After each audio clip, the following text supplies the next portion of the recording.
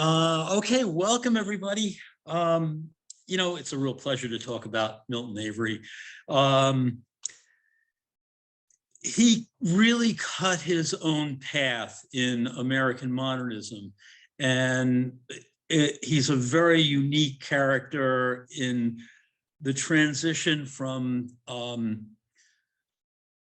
American Impressionism through modernism to abstract expressionism. And the work is very, it's upbeat. There's a real,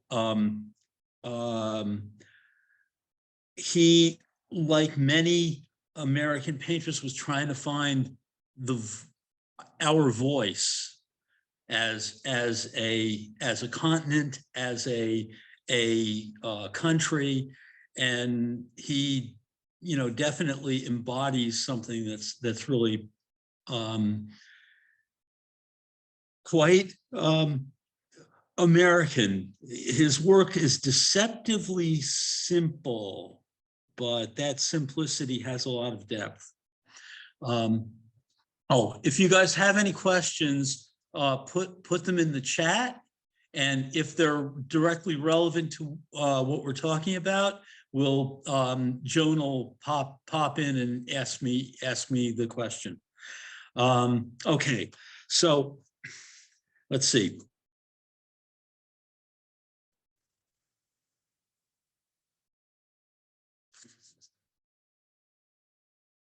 So he really is a great colorist. He was one of the great colorists of the 20th century, as far as I'm concerned.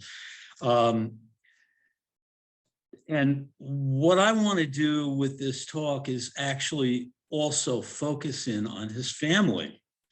You see here a picture of Milton, Sally, and March Avery. And they really did work together quite a bit. Sally Michelle, his wife, was also a really wonderful painter, and they really developed this style together.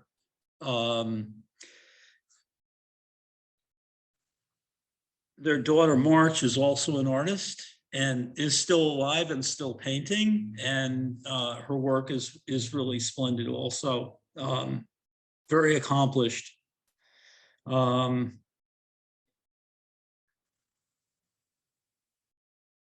So this piece that I've got up on our first page, husband and wife, really kind of exemplifies the kind of distilled, generous forms that Avery became really known for.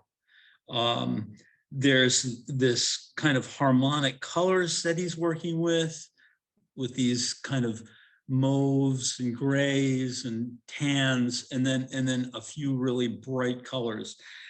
But also the simplification of the forms. There's, basically the shapes are really wonderful, but there's a fidelity in all of that to the observed situation. And you can see in this thing, there's these scratches in there to indicate the arm of the man in his coat.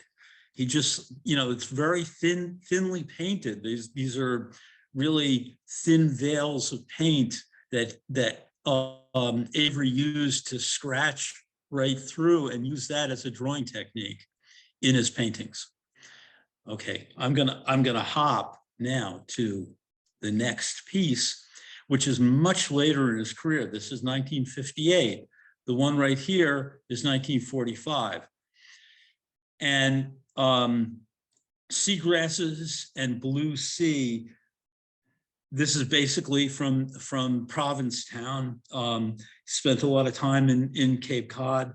In this late work, you can see his influence on the abstract expressionists, and the color field painters, these thin veils of paint, simplified forms, the interaction of color as really the essence of what's going on with the thing, directionality of the brushwork and all that. You know, in fact, he was mentor to Rothko, Gottlieb, and Barnett Newman were all, they met in the 30s, and he was a much older man at that time. In the 30s, he would be, let's see, he was born 1885, so he would have been in his 40s when they met. And that was a very influential relationship, back and forth.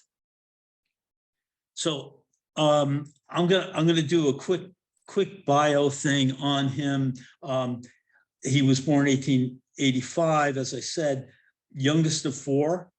His father was a tanner, so he came from a working class background. He left school in 1901.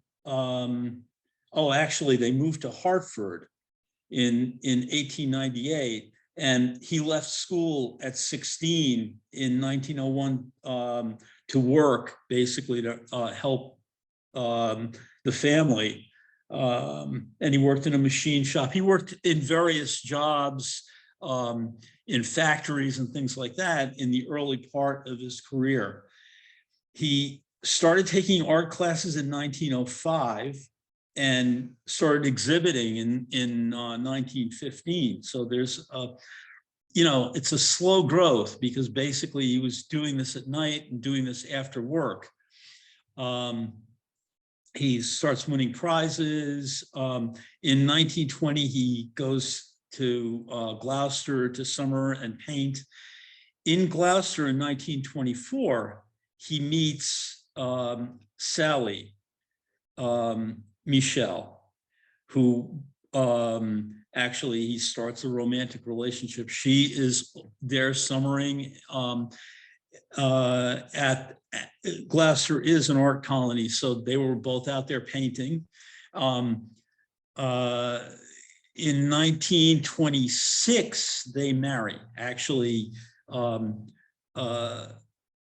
Avery moves to New York in 1925, and they marry in 1926.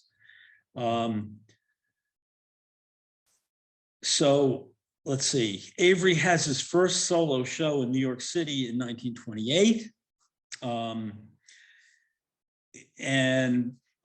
Let's see.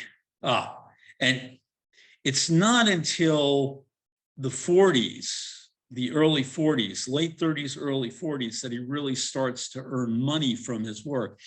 One of the things that goes on here is Sally Michel is an illustrator and painter, and she basically takes the reins and earns the living for the family and keeps the bread on the table.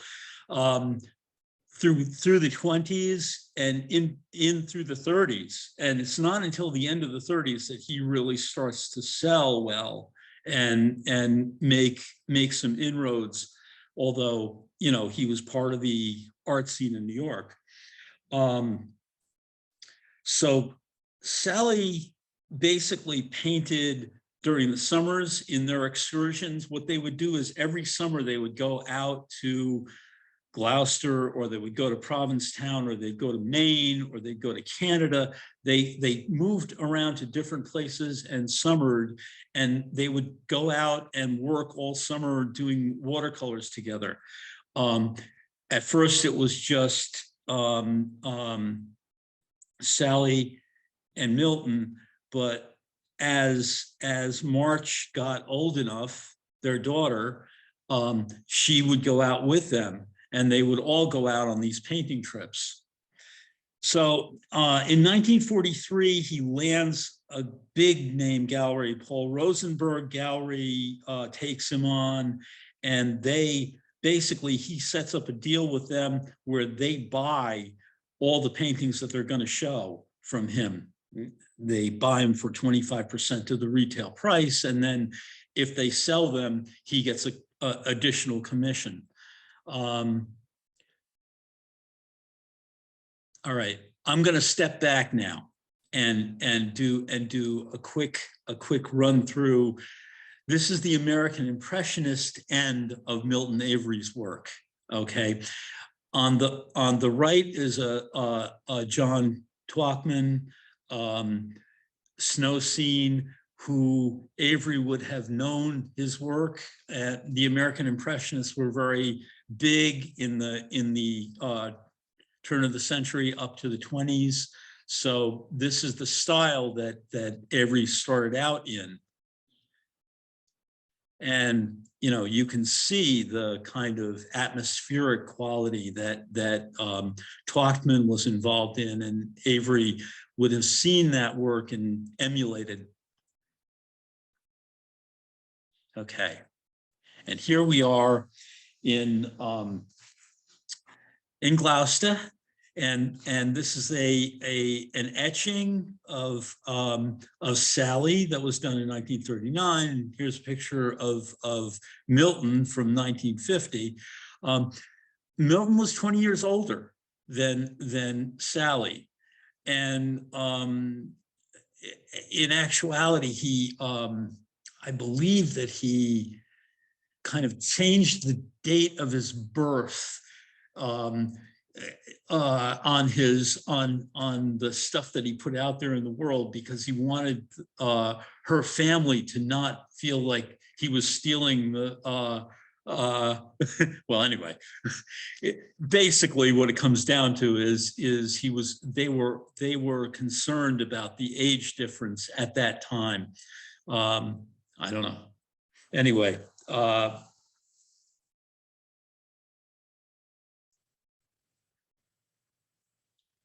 here's some work from the move into the city. This would be the year that they married. In the 20s into the early 30s, it was a much darker palette. There was a lot more. What was going on in the art world was really social realism, and the people that were involved in sort of the avant-garde were more involved in kind of cubist work, and neither one of those were a really good fit for Avery. He really based a lot of his work on observation. But this piece on the right, the bucolic landscape, is kind of his sense of humor. This barnyard subject would kind of recur in his work, and he's also kind of poking fun at the social realists in this piece. There's kind of like, there was the WPA mural gang that were into this kind of very serious social realism, and these, it's kind of a funny piece, and it's sort of in that style, but really a fun piece. Big, it's large scale. It's 48 by 72. Now, he was exposed to Matisse. Now, basically, and this is something that he really felt a kinship for.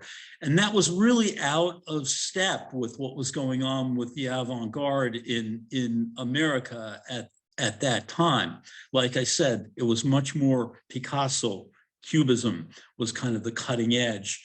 And they sort of sidestepped Matisse at that time.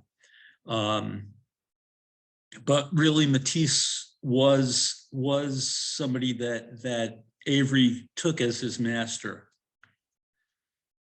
And here you see basically all the way on the left is a drawing by Sally Michel of Avery. Really wonderful draftsman, really great sense of form, and you can see the similarities in their technique and approach. Center is a double portrait done by Milton of he and his wife. And then on the right is the artist's wife. Again, stylistically, very Matisse, and I will pop a Matisse up so we can look at that and look at the thin quality of the paint, the looseness, the brushwork. You can see the veils of paint. This is something which Avery was very much interested in.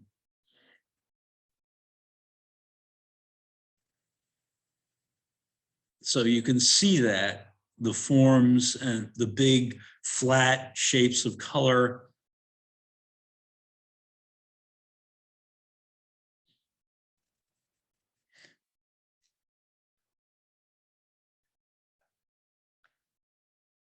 Okay, and female painter, well, doesn't say that it's Sally, but that's who it is. I'm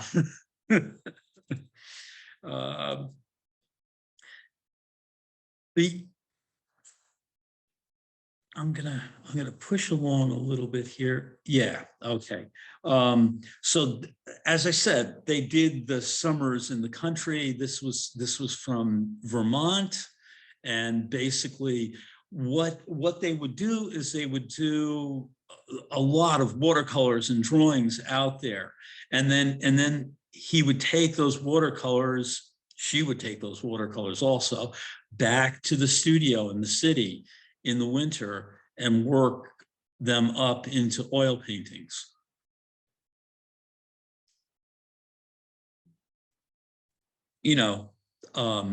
Here is again 1945. This would be in Vermont, and the shapes are really abstracted, simplified, but there's a definite sense of observation in these pieces and specificity. Those locations you probably would recognize if you could find them. And then, basically here's on the right is kind of Milton and Sally out there painting on in Gloucester on the rocks.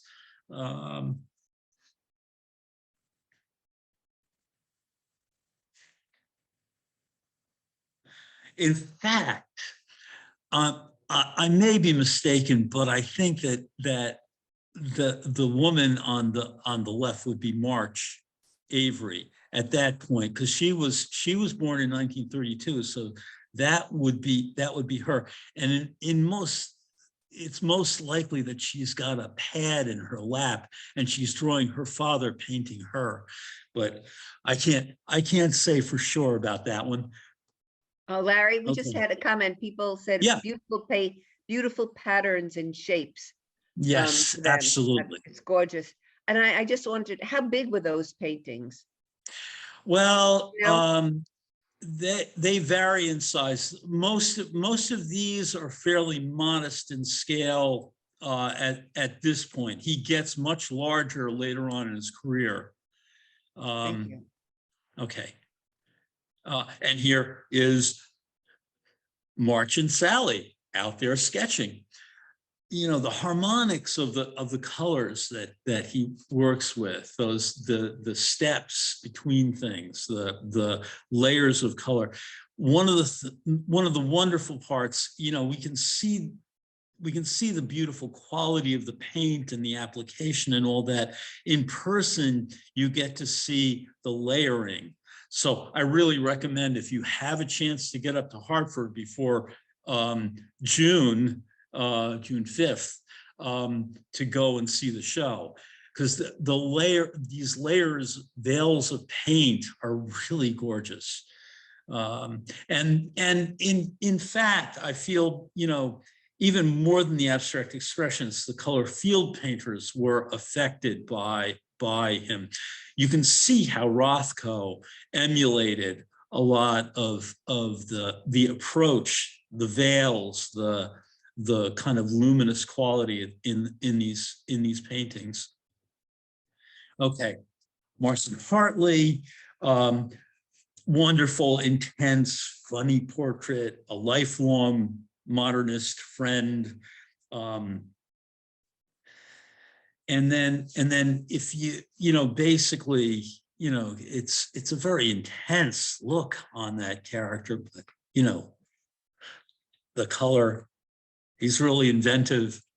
On the far right is March, and this is a much younger March Avery. She would have been about 8 or 10 years old in this, where she's drawing away, though.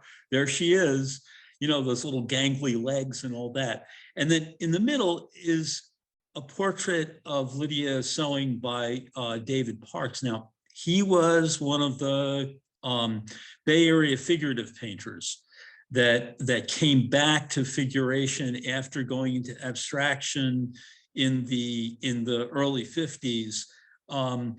They looked at Milton Avery a lot, and he really affected how they approached doing the figure and doing interiors and all of that. Larry, we have a question. Sure. If he mentored Rothko and Newman, does that imply that he was part of the burgeoning avant-garde scene in the Village in the 1930s? Yes, absolutely. He was very much part of that scene. He would have been in, basically many of the shows that took place down there, and Rothko and Gottlieb actually haunted his studio for a long time. I didn't include any of the pieces from Rothko, which I have, but there's only so many things I can squeeze into one of these talks. But there's a whole Subway series that look a lot like Avery's, that at one point Avery said to Rothko and Gottlieb, "You guys got to stop hanging around here. You're being too influenced by me." Also, we have another question. Did he have any relationship with Stieglitz? He did have a relationship with Stieglitz in that he went to the gallery and knew what was going on there. He actually worked with a gallery called Valentine or Valentino, something like that, which was an early modernist gallery. But I don't think he ever worked directly with Stieglitz, which is a question, and I don't know the answer to that. Okay, because he would have fit right in with that group, although he is a transitional character. Somebody else said he has some similarities to Hockney. He does have some similarities to Hockney. Hockney knows Avery's work, of course. The woman who curated the show that's up at the Wadsworth is actually the person who is managing Hockney's estate and his actually body of work at this stage of the game. So she did go over all of this stuff, and Hockney really loved seeing Avery's work, that's for sure. Okay, we're gonna move to the next. Oh, wait a minute. Okay, wanted to stop with this. Avery did over 60 self-portraits. There's probably even more than that. And these, range from this wonderful, self-portrait. He was not kind to himself. You see those giant red ears. He was really a funny character. There's also, he would have known a lot of what was going on in the European avant-garde at that point, but also the established artists. He he would go through the racks at Rosenberg's, Paul Rosenberg's gallery. Paul Rosenberg had a gallery in Paris and in New York. And so he had Matisse's, and he had tons of Matisse's and tons of Picasso's and Bonnard. So, you know, I look at this piece with the sink and the bathroom and all that stuff, and I think of Bonnard and his obsession with the bathroom. It's a wonderful, zany piece, but again, that is color sensibility, that the harmonics of the work really are interesting. Excuse me. Okay. And then there's this crazy Avery feeling crazy in 1962. So he would have been pretty old at that point. That he died in 65, so he was up there. And this wonderful, tiny, you know, 5 by 11 by 5 inch self-portrait with, you know, no features, but all color. Okay, one more self-portrait, you know, and you see in the self-portrait the cellist in the background and the cello player.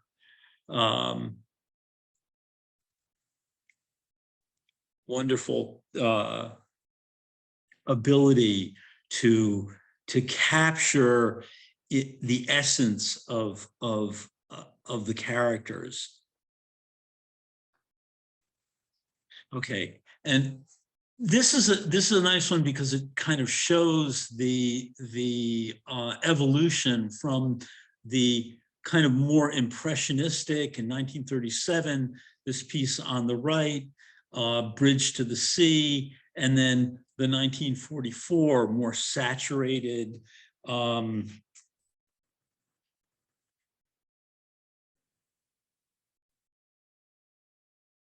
the kind of the evolution of the idea into from local color on the right to more saturated, flatter, bolder areas of color. You know, the 40s was really when his stuff took off, when he really got where he wanted to be. In fact, he had a show with Rosenberg in 43. He had a show in 40, I believe it was 44. Yeah, 44 at the Phillips in Washington, DC. He had his first kind of one-man museum show at the Phillips, which actually toured. Okay, and here's March in Brown. Again, he takes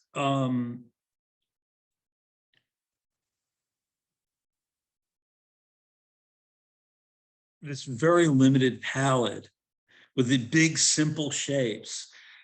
His remarkable ability to edit down the visual information and capture the gesture is something that we really, you know, want to focus on in this work. Okay, 1945, Mexican flower vendor. In actuality, that, you know, they took a trip to Mexico that year, and in March, Avery met this guy on the streets in 1945 in Mexico City, and he turned out to be this painter, and his name was Stephen Pace. And this guy, Stephen Pace, met Milton and Sally, and they struck up actually another lifelong friendship out of that contact down in Mexico. Pace had just come back from the army, just been released, you know, the war was over. He was pursuing his art career, and ended up, you know, meeting up with the Averys. And here on the right is one of Stephen Pace's later paintings. Wonderful artist, and very much influenced by Avery. And on the left is March and Sally Avery outdoors.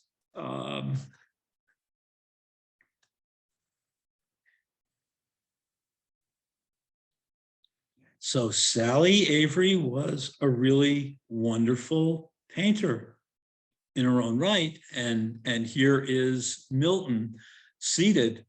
You know, one of the reasons I wanted to bring this up is she was a very powerful, I mean, she was a really good artist, but she also wanted to support Milton having the time to do his work and develop it. And, you know, at this point in, you know, by 1962, you know, Milton was very established. They were bringing in a lot of money. By the 50s, she was really able to lay off the illustration and dig into her own work. And so, and here we have on the right is a Sally Michelle piece, and on the left is a March Avery.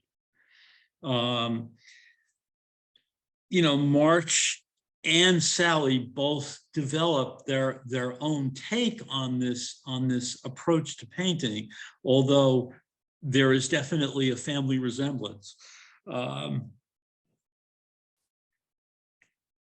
these are both March Avery paintings. You know, she's still alive and kicking, and if you Google search March Avery, you'll come up with her website, and you can go there and look at that. But she's also dealing with a really wonderful gallery, Bloom and Poe, I believe is the name of it, and you can see work there. So, yes. I just want to say, somebody commented that his family are his favorite subjects, and he makes them very personal and intimate, and that absolutely are just gorgeous. Absolutely, yes.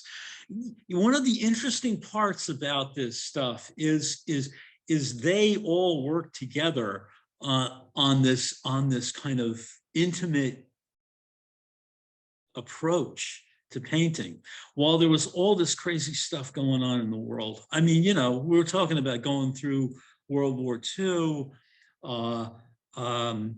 the whole Cold War era, you know, while anxiety was hanging over a lot of the art world, you know, the abstract expressionists were looking at mass annihilation of the human race and trying to embody that emotion in their work, where Avery was taking this other track, a much quieter track.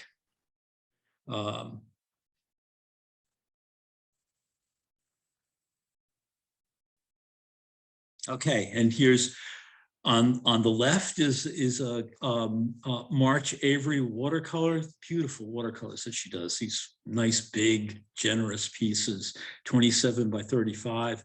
And on the right is a Sally Avery. Okay, and Milton worked on a lot of these still lives and a lot of the barnyard stuff, really funny. A lot of the folk art stuff comes into this too. You can see, you know, basically there's definitely, you know, those decoys and things like that that I've shown in some of the other talks that we've done. And then you've got this big, generous canvas. This is 50 by 60 inches. It's nice and big. Really, you know, look at the size of that horse next to the handler.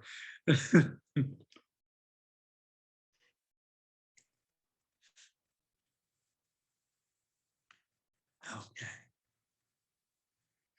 And I've focused mostly, you know, on the figure and on the landscapes. The still lives and barnyard animals and all that are intriguing and funny, and there's a lot of those too. A whole show could be devoted to nothing but those. You know, there's all of the modernist notions in those pieces. Let me go back. The modernist notions of foreshortening, of looking down at the object, of flattening, of the points of view that Avery emulated from Matisse and from people like Bonnard. They're very intimate.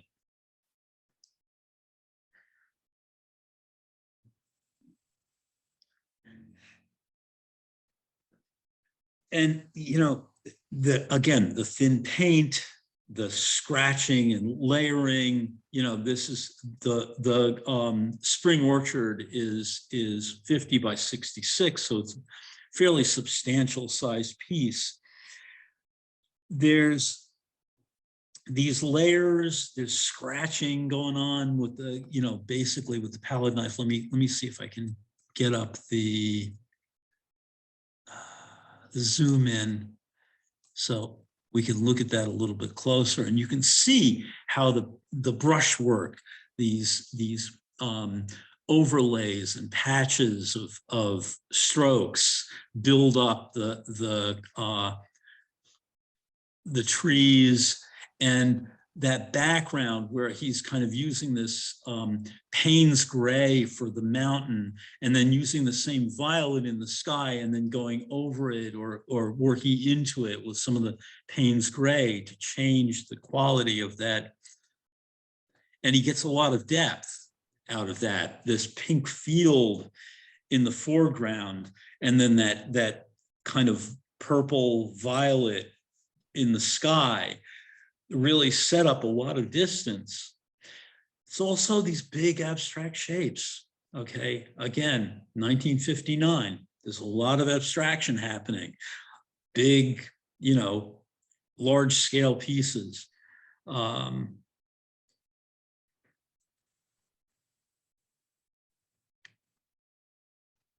Okay.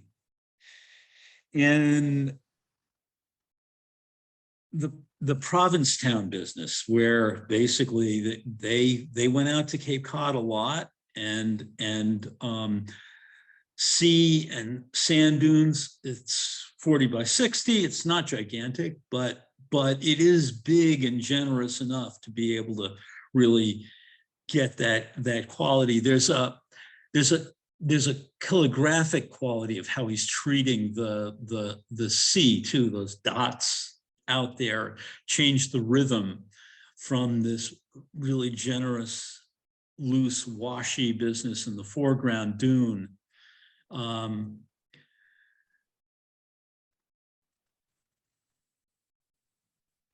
And even the piece, the spring shapes, there's a calligraphic quality. There's almost like pictographs of those trees off in the distance there on those hills. Also, this buoyant color, just this, he's such a wonderful colorist and just really playful.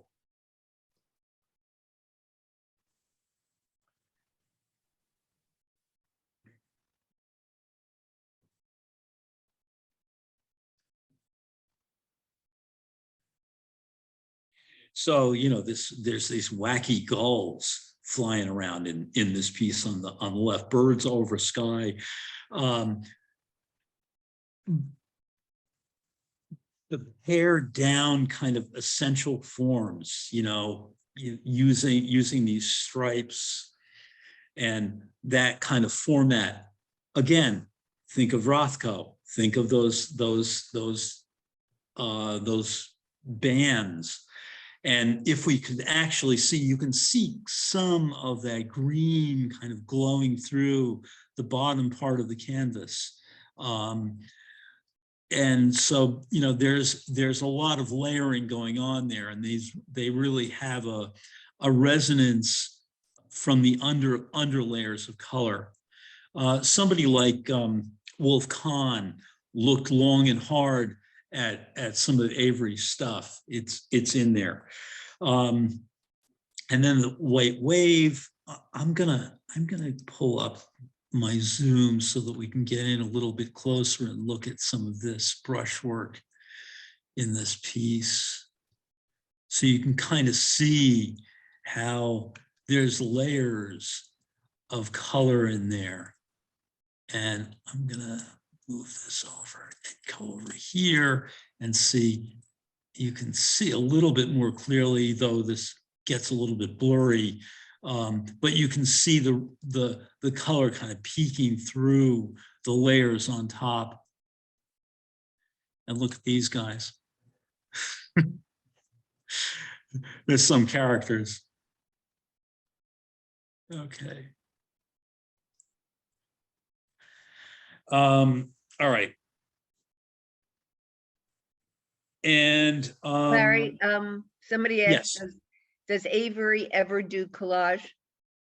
Did Avery do collage? Not that I know of. He did a lot of watercolors. And I believe that March does some collage work, but I'm not 100% certain about that. So these sailboats, very, generous marking, that the kind of gestural marking in the background, playing off of these big forms. This piece is I believe about 40 by 72 or something like that, the sail on the right. It has some relationship to things that are going on with the abstract expressionists, but it's not that angst-ridden business. It's really, this is one of the places where he has more in common with the color field painters than with the abstract expressionists. But I love the way these shapes sort of float in the field.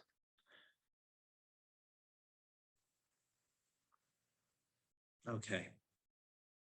And again, this is 52 by 72. It's fairly generous in scale. Looks very simple, and yeah, they're simplified forms, but there's a lot going on here in very subtle ways. That diagonal shape in the foreground, the subtle diagonal shape in the foreground, and then the tilt on the horizon, move the eye around the hump of this central dune. So there's a number of different things. The horizontal stripes in the sky, where he allows that brushwork to leave a mark that actually sets up a sort of horizontal pattern in the sky. So he really is playing with leading the eye around and different mark making in different areas of the canvas, playing off each other. Very subtle, very quiet, but definitely moving the eye.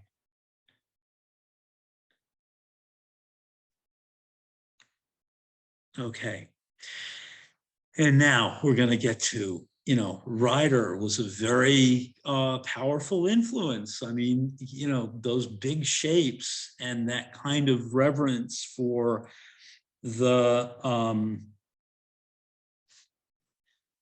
for nature, that kind of mythic reverie. The mysteries of nature, that white moon in that dark sea, really beautiful, kind of unknown possibilities of the night.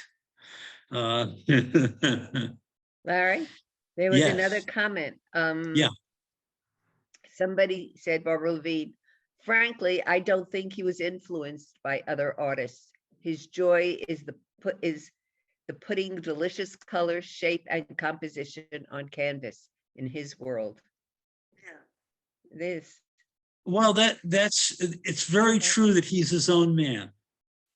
but he was very much influenced by other artists because they would go, Sally and Milton would go to the museums, would go to all the shows in New York. They made it a practice on the weekends to go to the museums. So he was very much part of what he was seeing around him. And it went both ways. He influenced many other people, but he is also open to taking in what was going on around him. That does not diminish who he was at all, in my eyes. Okay, and Gottlieb and Rothko were summering out in Provincetown with the Averys at around the same time. Actually, Milton and Sally and March would spend the summers out there from 1957 through the early 60s. So I loved the relationship between this piece and this moon business.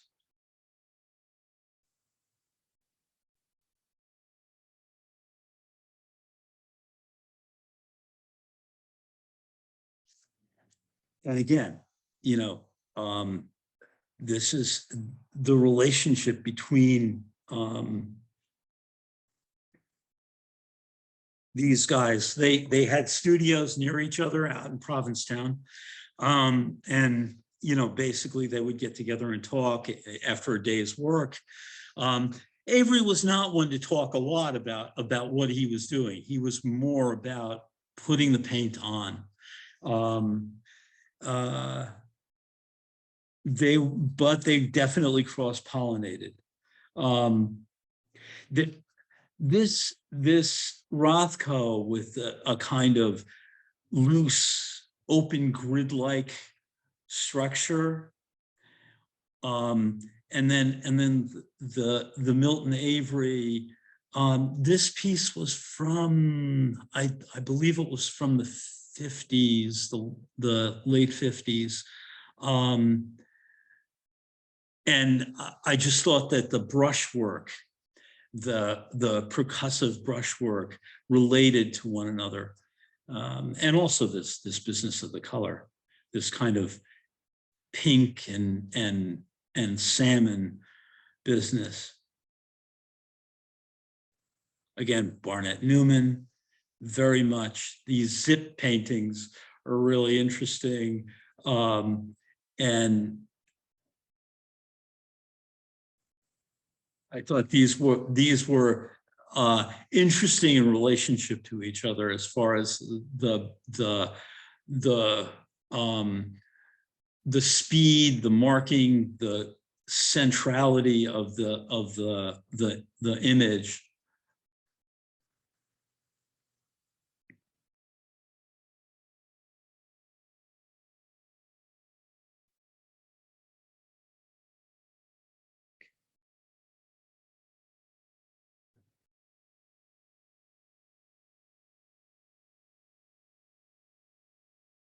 And, you know, the boathouse by the sea.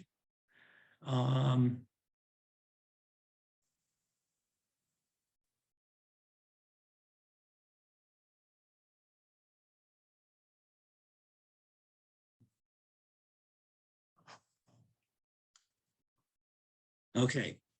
And this is, you know, there's a lot of artists. I mean, Avery is a painter's painter. A lot of artists love Avery and really get the freshness of his work as something which is very influential. Lois Dodd, upper left-hand corner, she knew Avery. You know, he painted up in Maine. She was up in Maine a lot, and in New York, of course. Alex Katz, the central piece on the bottom, definitely was looking at Avery a lot, and the stuff in the 50s comes, you know, there's a strong relationship.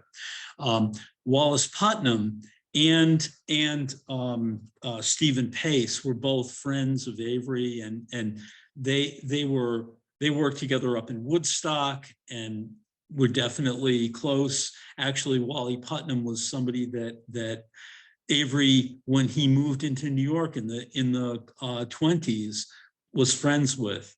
And then there's this Wolf Kahn down in the corner. If you look at Wolf's work, a lot of them, you see the color relationships and the layering of paint and all that definitely has a relationship to Avery. And then there's also Fairfield Porter, especially in a lot of his watercolors. Okay, so the show is on at the Wadsworth in Hartford until June 5th.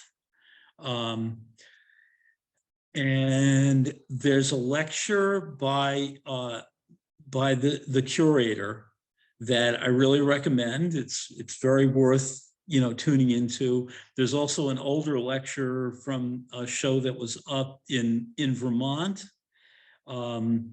at the Bennington Museum.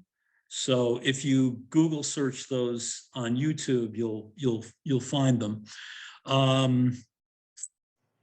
And Tangerine Moon and Wine Dark Sea, I just couldn't help but throw that one in there. Okay, so that's our story. If there are any questions, I'd be more than happy to talk, but I think everybody was asking questions as it was going along, so. Yep, got We're it. good, and his work is absolutely gorgeous. You know how I Yeah. love these kind of colors, so it's Yep. great. So thank you all for coming. Please go to our website, which is chappaqua.library.org, to see all the programs that are going to be coming up in the near future. Thank you. Thank you all. Okay. Okay, I'll end it. Thank you all for coming. Have a good day. It's a beautiful day All right. outside. See you in a couple of weeks. See you in a couple of weeks. Bye-bye.